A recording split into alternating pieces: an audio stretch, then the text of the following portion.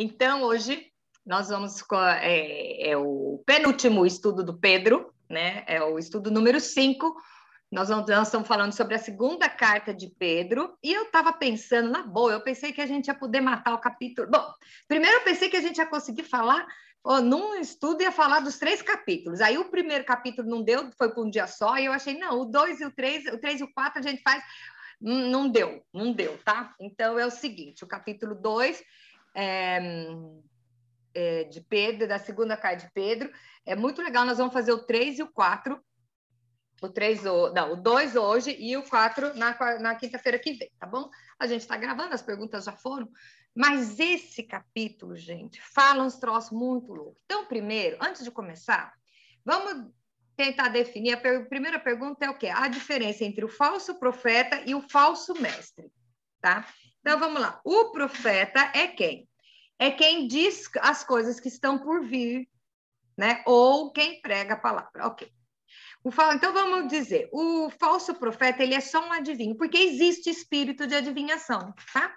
E não necessariamente é de Deus, não necessariamente é usado para o bem, porque nós vemos que os próprios apóstolos tiveram que dar a dura numa menina que tinha espírito de adivinhação. Ela era escrava e os patrões dela ganhavam dinheiro com isso, tá?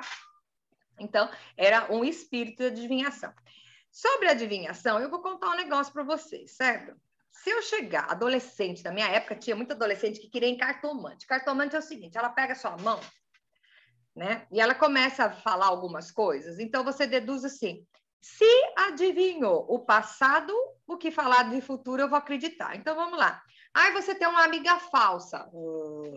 Quem não tem uma amiga falsa? Afirmação do óbvio. Mas, automaticamente, você já vai lembrar de uma. Então, se ela fala, você tem uma amiga falsa que quer o seu namorado, você fala, ai, meu Deus, que aí ela pega tudo que ela falar ali para frente, você vai acreditar. O diabo não lê pensamento, tá? E não lê pensamento. Mas ele sabe mais ou menos as coisas que estão acontecendo. Então, o que acontece? Se ele usa alguém com espírito de adivinhação e fala alguma coisa do que já aconteceu, você vai acreditar em tudo que ele falar ali para frente. E você sabe que o que muda uma pessoa, o que muda o seu destino é a sua fé. Fé não existe positiva nem negativa. O que você acreditar vai acontecer. Então, até as curas de Jesus falava, de acordo com a sua fé.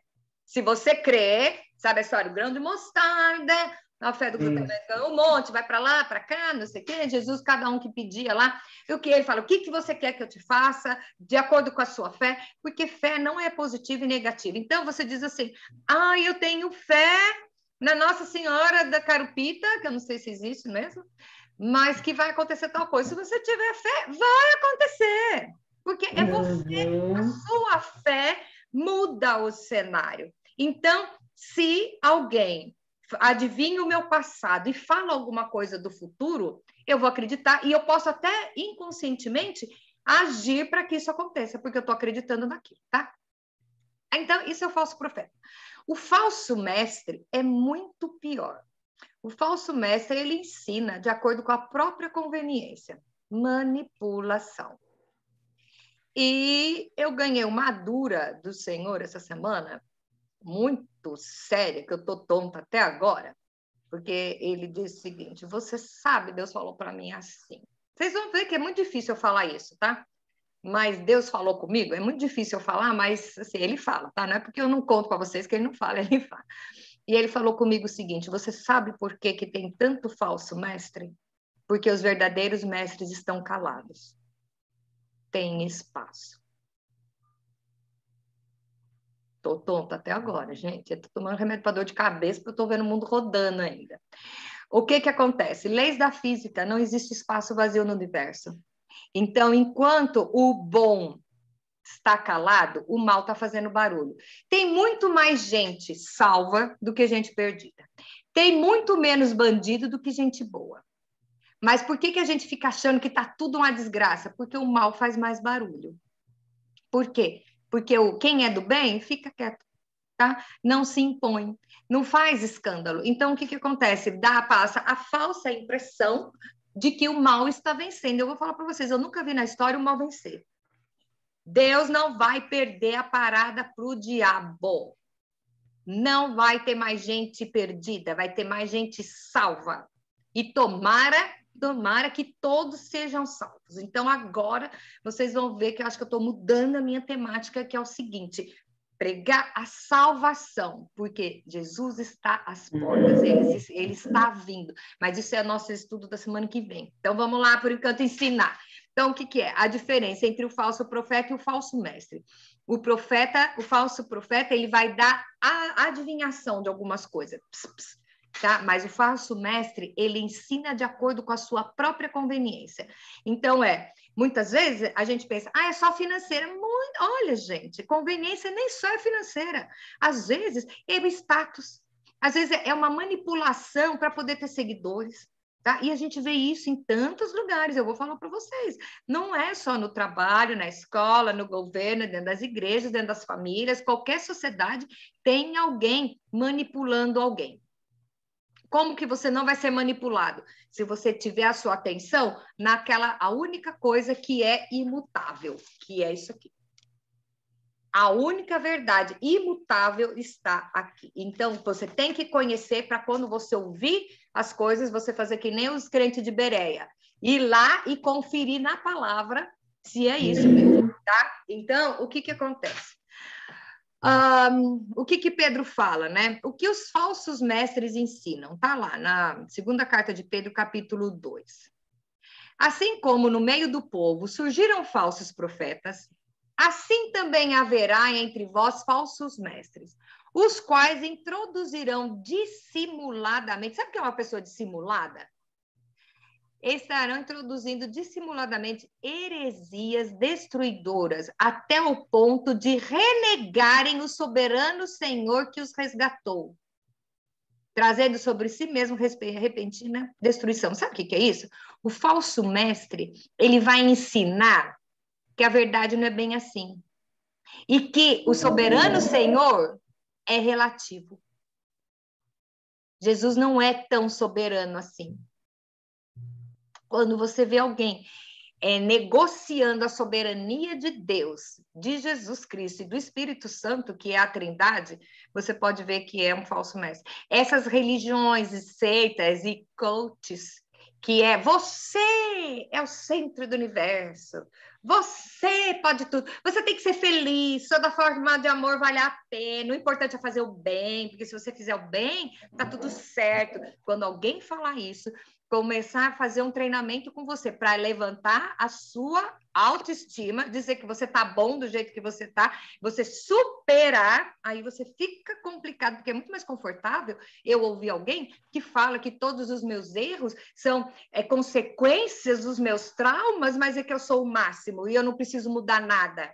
Tá? Então, o que acontece? Isso é para ter número de pessoas, número de seguidores. Então, o que você vê hoje em dia da história de coach, que só levanta a sua autoestima, aquelas frases feitas, você tem poder, você tem valor. Gente, eu sou dessa teoria, porque eu creio que eu sou filha do Senhor, eu sou amada por Ele, eu sento no colo do meu Pai, eu tenho herança, eu acredito em tudo isso.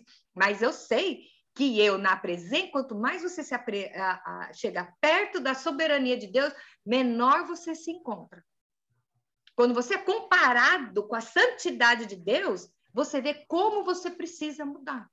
Então, estranhe, desconfie de alguém que diz que está tudo bem do jeito que você está.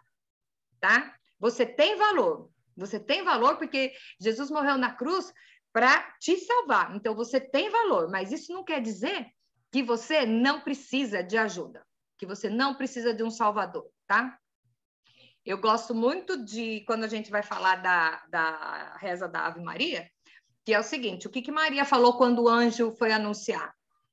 Ela falou, a minha alma engrandece ao Senhor, e o meu espírito se alegra em Deus, meu Salvador. Maria, mãe de Jesus, reconheceu naquele tempo, naquele momento, que ela necessitava de um Salvador. Maria é salva? Claro que é, tá lá, a irmã Maria tá lá, mas ela reconheceu naquele momento que ela precisava de um Salvador. Tá? Então, é assim, quando alguém vier dizendo para você que você tá? Que você é autossuficiente, que você não é mais dependente, que, né? desconfie que isso pode ser um falso mestre ensinando as coisas, tá? Só que a gente aprende, assimila aquilo que é confortável.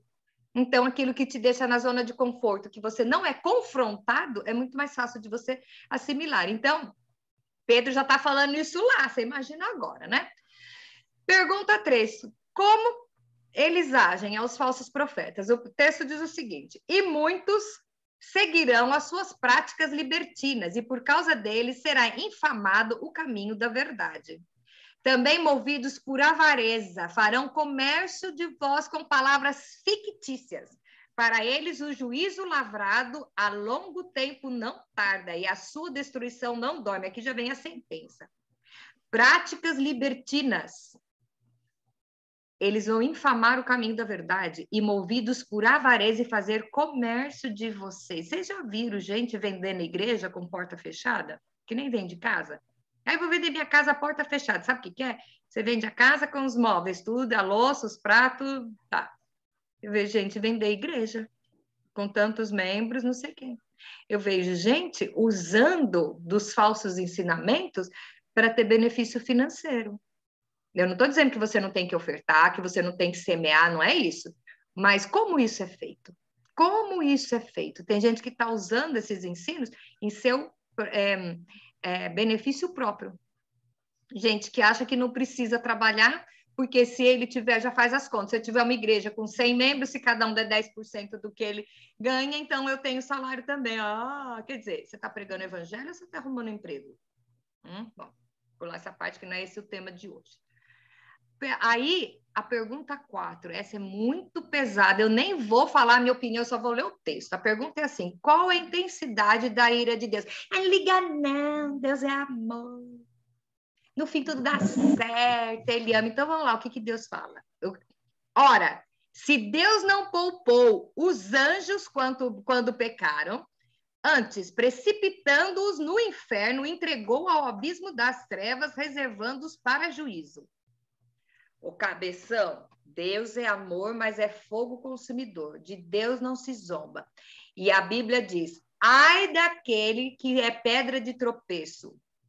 E a Bíblia ainda fala, pior, é melhor que amarre uma pedra de moinho e se jogue no fundo do mar do que ser pedra de tropeço para os pequeninos. Quem é pedra de tropeço? Aquele que é o falso mestre.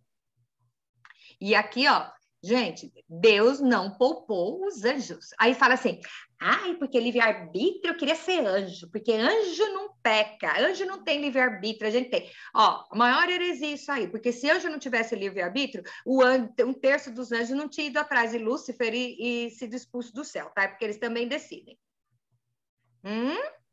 Ou só um tipo de anjo tinha vontade própria?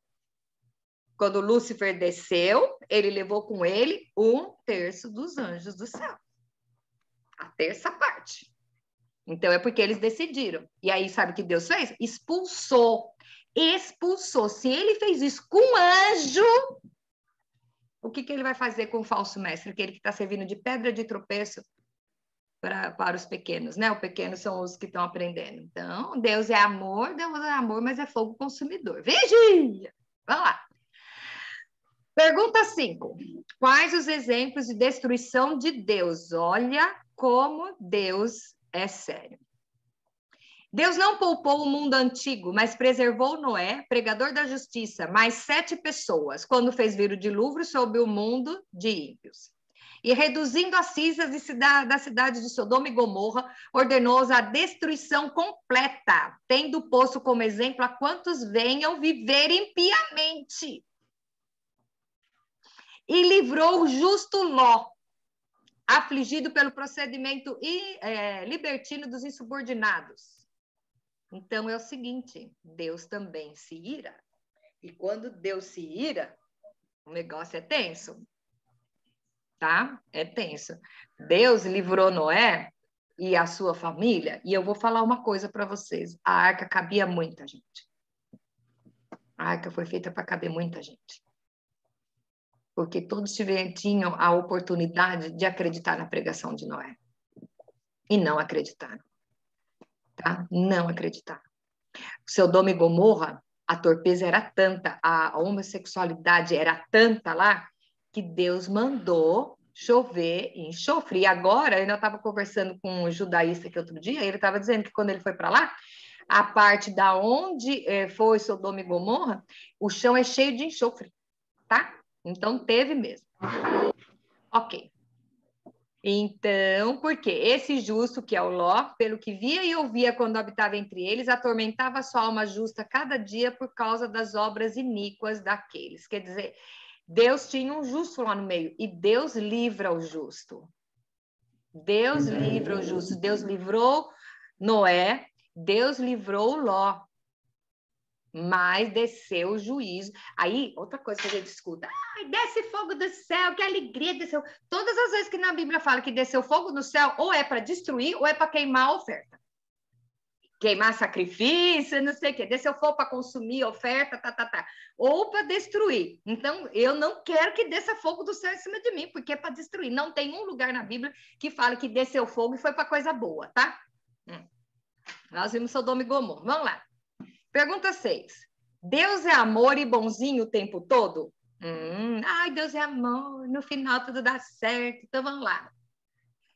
E porque o Senhor sabe livrar da provação os piedosos e reservar sob castigos os injustos para o dia de juízo. Nossa, mas esse estudo hoje está muito down. Eu não vou escutar, não. Eu prefiro ouvir lá do Salmo 23, que é mais legalzinho. Esse é muito pesado. E a Bíblia diz que o que a gente souber, a gente está pecando por souber. Então, eu não quero saber, porque aí eu peco na ignorância sem saber. E cabeção vai para o inferno cantando alegre. Vamos lá. Pergunta 7. Que atitude faz Deus se irar ao ponto de destruir? 2 Pedro 2,10. Especialmente aqueles que, seguindo a carne, andam em imundas paixões e menosprezam qualquer governo, atrevidos, arrogantes e não temem difamar autoridades superiores. Gente, isso aqui não está falando, não temem difamar a autoridade que é ruim. Está falando, não teme, você não pode difamar a autoridade, você não pode meter o pau no governo. Por quê? Porque nenhuma autoridade é constituída sem a permissão do Senhor. Tá? E aqui está falando, aqueles que menosprezam qualquer governo. Vamos voltar ao versículo antes para você ver o que é?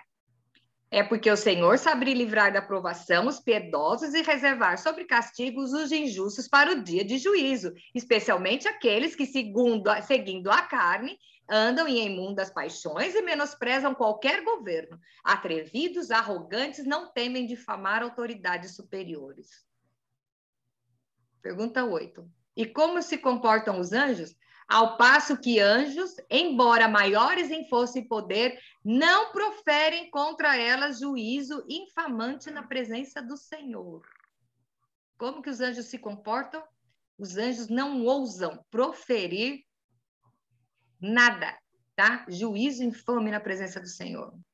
Quem é você? Se nem o anjo tem a cara de fazer isso, quem é você para meter o pau na sua autoridade? Pergunta 9. Por que Pedro chama de brutos irracionais? Nossa, aí é muito legal. Imagina, mas Pedro é um graça, mas é um cavalo. Ele chama de bruto irracional, mas olha só.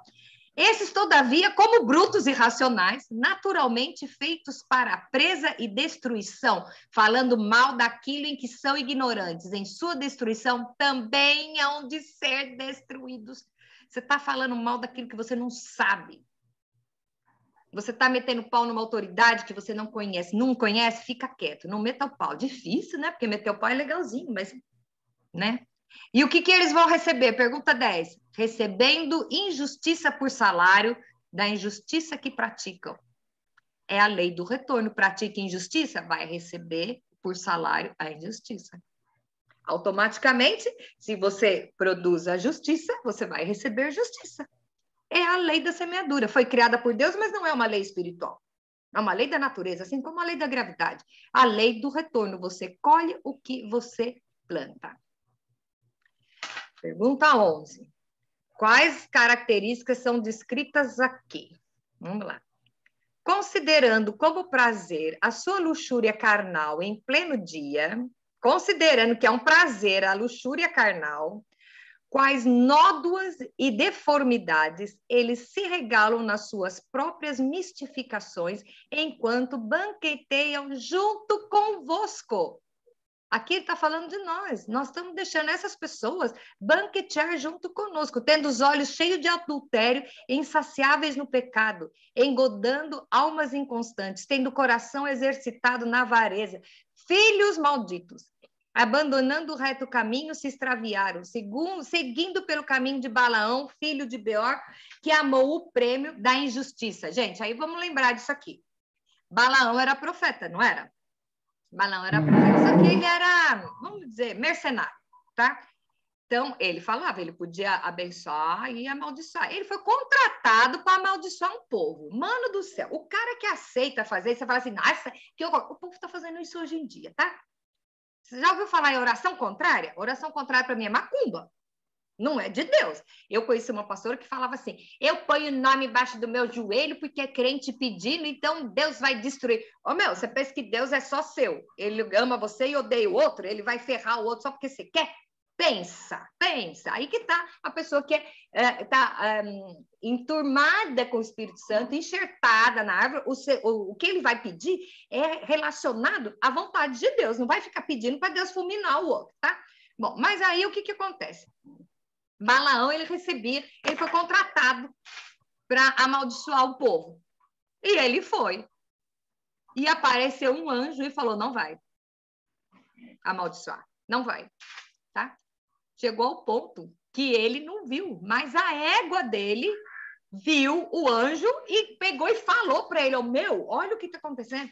Gente, o cara, para bater um papo com uma égua, quer dizer, a égua viu o anjo e o cabeção não via. Para você ver o desespero pelo dinheiro. Para você ver a ganância, até que ponto faz você ficar cego. Ele não viu o anjo. Quando você está cego por dinheiro, para depenar o outro, entendeu? O que acontece? Você não vê o anjo do Senhor. E você vai ser falso mestre. Você vai ensinar besteira para o povo. Só que aí o que acontece, né? Vai levantar a mula para falar com você, né? E aí no versículo, no próximo versículo, no 16, aí põe assim, recebeu, porém, o castigo dessa sua transgressão, a saber, o mudo animal de carga, falando com voz humana, refreou a insensatez do profeta. Agora eu te pergunto, que ponto da vida você chegou para você não conseguir identificar o que Deus está mandando você fazer e você vai por causa de dinheiro mercenário? Nós vemos isso nas nossas comunidades religiosas. Nós vemos isso, pessoas, falsos mestres e falsos profetas manipulando em favor do seu bolso. Tá? E aí vão e carrega toda uma igreja junto, carrega toda uma sociedade junta. E o que acontece com os que escutam? Agora você fala, então, né, Deus vai fulminar, mas Deus tem dó dos que estão escutando. Quem está escutando é lerdo o suficiente para não ter o discernimento, olha o que vai acontecer. Esses sais são como fontes sem água, como névoas impelidas por temporal. Para eles já está reservada a negridão das trevas. Porquanto, proferindo palavras jactanciosas de vaidade, nós já estudamos que é jactância. A jactância é ciachismo, tá?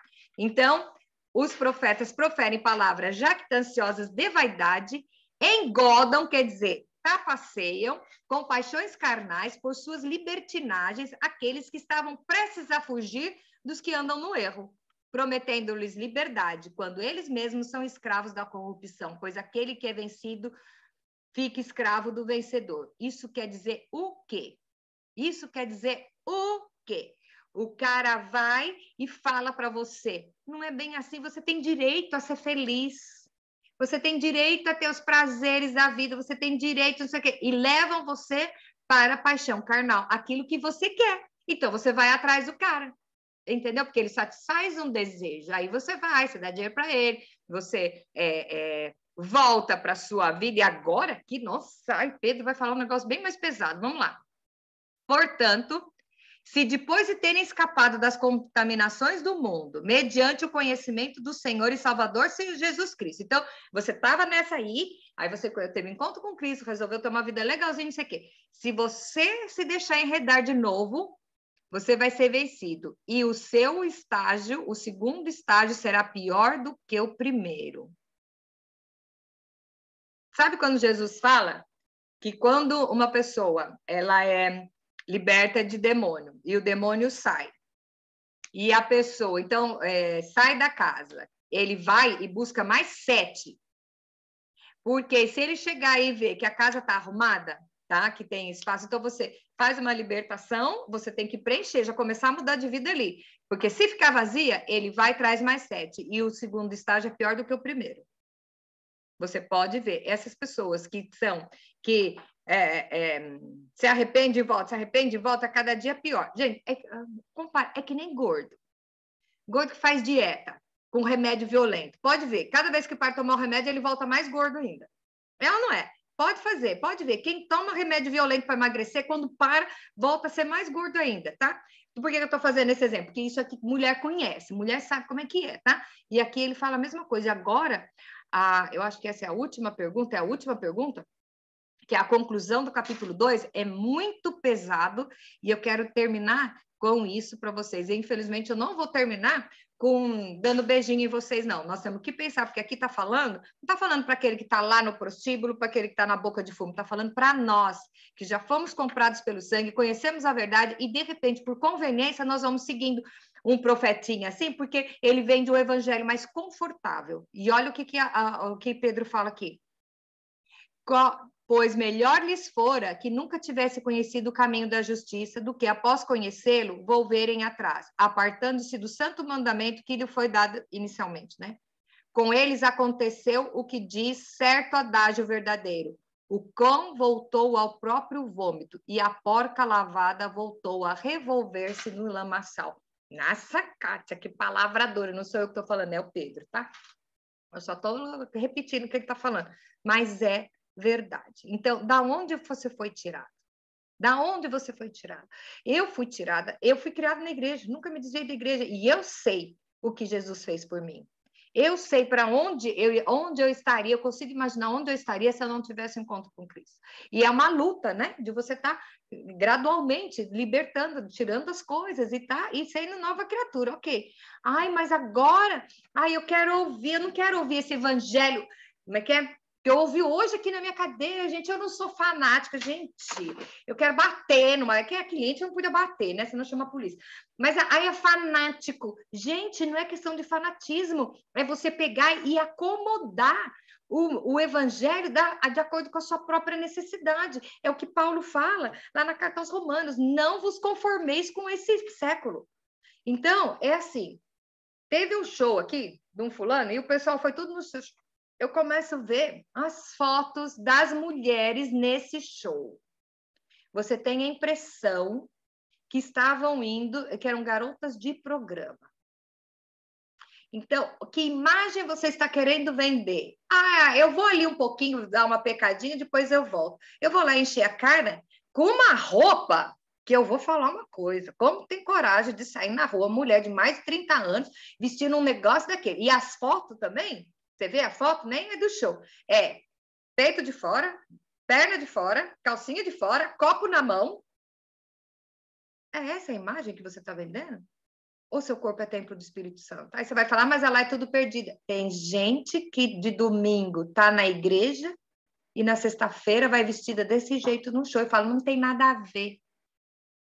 Não tem nada a ver? Quer dizer, você é uma durante a semana e uma no domingo? Você tem que ver, sabe, que o seu corpo é templo do Espírito Santo. A partir do momento que você teve um encontro com Cristo, as pessoas têm que olhar em você e já ver que tem alguma coisa diferente. Eu não estou falando para você ser feia, não estou falando para você não ser arrumado, não estou falando nada disso. Eu estou falando que você tem que ter uma postura de saber que você é cidadão do céu. E que você não vai atrás dessas conversinhas confortáveis. Você quer ver? Fala para todo mundo aqui, você quer ser próspero? Monta uma igreja e que você diz que aceita tudo, que Deus, no final das contas, lá na última hora, vai perdoar todo mundo e ver se você não está assim, O pessoal até paga para ir lá, porque ele fica com a consciência confortável. E depois terceiriza a culpa. Chega e fala para Deus, foi ele que me ensinou. Ô, cabeção, você tem a Bíblia ao seu alcance. Você não foi comparar? Então, você foi de acordo com a sua, adequar o evangelho à sua conveniência. E aqui, Pedro fala da consequência que vai ter para você. O castigo é o mesmo, porque você sabe o que você está fazendo. Então, não vamos nos adequar. Por que que as pessoas vão atrás primeiro, os falsos mestres, eles aparecem para benefício próprio, ou de vaidade, ou financeiro, ou sei lá o que, tá? Status, sei lá o que é. Mas o que vai atrás é porque é confortável. É muito difícil você ver uma igreja lotada com o evangelho do confronto, do que você tem que mudar. Ninguém quer ouvir que tem que mudar. Eu nasci assim, Deus vai ter que me engolir. Eu ouvi um gay falando isso, eu nasci assim, Deus vai ter que me engolir. Ô, filho, Deus sem você, ele continua sendo Deus. Você sem Deus não é nada. Então, Deus não vai ter que te engolir. Ele te amou e te dá a liberdade para você escolher. E você vai escolher o caminho que você quiser. E eu vou falar uma coisa, o tempo está chegando. Em cima do muro não cabe mais. Não temos tempo para ficar em cima do muro, para ficar brincando de ser crente, para ficar brincando de santo. Eu vou na igreja, eu gosto, eu faço minhas orações em casa e está tudo bem. Teve mudança de vida, de comportamento? Então, desculpa aí, filho, vai ficar. Se você for lá no YouTube, nos estudos do Apocalipse, fala das duas igrejas, quem vai, quem fica, ouça esse estudo e você vai ver. Jesus ditou o Apocalipse para crente. A igreja que vai ficar. Quem é a igreja que vai ficar? A igreja morna, a igreja que deixa o mundo vir, porque o que vale é o meu bem-estar. O que vale é o seu bem-estar? Quer ver? Eu já fiz bastante aniversário, eu fiz 55 aniversários, tá? Então, nesses 54, né? Porque um ano, né? Nesses anos todos, quantas vezes eu ouvi assim, que Deus satisfaça os desejos do seu coração? Eu não quero que Deus satisfaça os desejos do meu coração, porque a Bíblia diz que o coração do homem é enganoso. Eu quero que Deus satisfaça os desejos dele na minha vida. Quantas vezes você pediu para Deus um negócio e ele não te deu e você chorou? E depois você viu que foi melhor ele não ter te dado? Quantas pessoas ele tirou da sua vida? Quantas faca ele tirou da sua mão? Eu já contei para vocês, uma vez a minha filha era pequena, entrei na cozinha e tirei uma faca da mão dela. E ela chorava e falava que você não me ama, você tirou a faca que eu quero, não sei o quê, na hora. Porque Deus põe um pendrive na minha cabeça e faz um download, assim, né? E ele falou, você é igual. Você fica pedindo faca e eu não dou a faca. Você fala que é porque eu não te amo. Você não sabe o que fazer com uma faca. A gente não sabe que está pedindo faca para Deus. Então, peça para Deus não satisfazer os desejos do seu coração. Senhor, faça a sua vontade na minha vida, porque se Ele é meu Pai, Ele tem o melhor para mim. Então, se eu tenho que ser confrontado de algum comportamento que eu tenho que tirar, eu tenho minha personalidade. Muda a sua personalidade. Se você está sendo tratado, agradeça a Deus que Deus está trabalhando e você... eu estou lá no vasoleiro, amassado, que horror, que bom é que Deus se importa com você. Se Ele está tirando essas coisas é porque Ele vê um futuro em você, Ele vê que você é precioso e que Ele está trabalhando para o seu melhor, para aprimorar você e dói. Sabe a diferença entre poda e prova? Às vezes nós não estamos na prova, nós estamos na poda. Deus está tirando umas coisas na gente que dói, mas Ele está tirando aquilo que não nos serve, que vai fazer mal. Quando você poda uma árvore, quem mexe com jardinagem sabe. Poda uma árvore, tira tudo, deixa ela tudo ferrada lá, magrela, tá pensando que vai morrer, porque depois ela nasce novamente, muito mais viçosa. Então, o que você está passando hoje, não se acomode, não vá atrás de alguém que passe a mão na sua cabeça e fale que você tem pecadinho de estimação, você tem defeitinho de estimação, que tudo bem, Deus te fez assim, tem que engolir. Não, você tem que ser transformado dia em dia, de acordo com o que Deus quer para você. Eu não sei o que Deus quer tirar da sua vida hoje, eu sei o que Ele está falando que eu quero tirar de mim. E olha, mudar é para corajoso. Covarde é que senta em cima do próprio rabo da verdade e fala, eu nasci assim, eu cresci assim, eu vou sempre assim. Ô, Gabriela, só brasileiro velho que sabe o que é isso, né? Eu sou sempre igual. Oh, gente, que isso? Que isso? Eu não. Eu sou diferente. Eu me mudo a cada dia. Eu me mudo a cada dia, porque cada dia Deus tem o melhor para mim. A cada dia, quando o dia amanhece, as misericórdias do Senhor se renovam a cada manhã. O dia de hoje não foi igual ao de ontem e não vai ser igual ao de amanhã. O dia de hoje é o de hoje. Amanhã Deus tem grandes coisas para você. Se você estiver em sintonia com Ele e permitir que Ele molde o seu caráter. Tenha coragem para ser moldado pelo Senhor.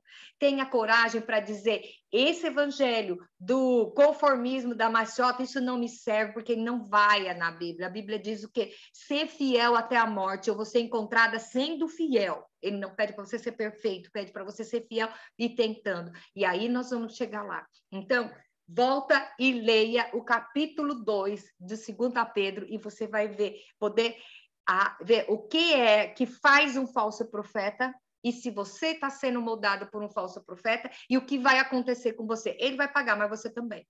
Tá? Você não vai ter desculpa. Você não vai ter desculpa de entrar no evangelho da maciota. Então, se tiver tudo muito fácil, tudo muito assim, mas um pecadinho todo mundo comete, isso pode? Desconfie. Porque a palavra diz assim, não pequeis. Quando Jesus foi lá com a mulher prostituta que ia ser apedrejada, ele falou, vai e não peques mais. Quando você encontra com Cristo, você tem que começar a trabalhar para não pecar mais. E se cai, ele perdoa. Se se arrepende, ele perdoa. Mas a palavra de ordem é não peques mais. Não aceite um líder seu, alguma, sei lá, alguém acima de você que passe a mão na sua cabeça e diga que você pode ter o seu pecadinho confortável. Tá bom? Então, eu encerro o nosso estudo de hoje com isso. Não volte ao seu próprio, como o cão que volta ao seu próprio vômito, e nem a porca lavada que volta a revolver-se na lama. Isso não nos pertence mais. O lamaçal não nos pertence mais. Nós somos lavados pelo sangue do Cordeiro, e agora é só renovando de glória em glória. E com isso eu digo amém.